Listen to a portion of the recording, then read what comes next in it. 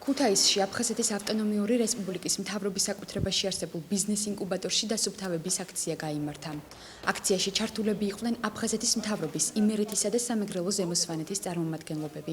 აფხაზეთის მთავრობის ინიციატივით ხორციელდება აქცია გარემოს დაცვის, ტერიტორიის დასუფთავების, მოწესრიგების, იმისათვის რომ აქ იყოს ნორმალური პირობები, როგორც სტაჟერებისათვის, ისე ყველა აქაური მომუშავე ადამიანებისათვის. 50-ზე მეტი ადამიანი არის მოსული, მუშაობს, ყველა უბანს მივხედავთ, რომ ყველგან იყოს დასუფთავებული, მოწესრიგებული და ბიზნეს ინკუბატორი დაემსგავსება ნორმალურ ფუნქციონირებად ობიექტს.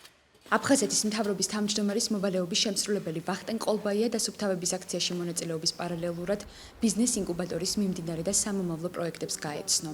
ამჟამად ტერიტორიაზე მიმდინარეობს სასათბურე კონსტრუქციების დამონტაჟება.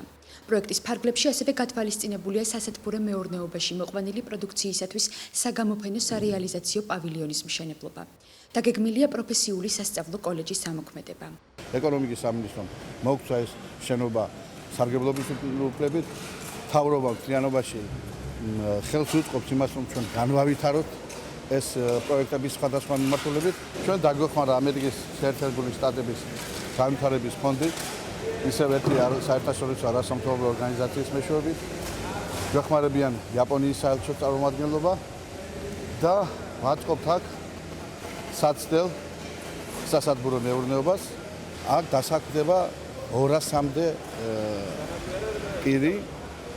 ამას პლუს აქ გაივლიან ბიზნეს ტრენინგებს და ის ხალხი, რომელიც მიიღებს სპეციალობას სხვადასხვა მიმართულებით, დასაქმდებიან მოთხოვნის და შესაბამისად სხვადასხვა საწარმოებში.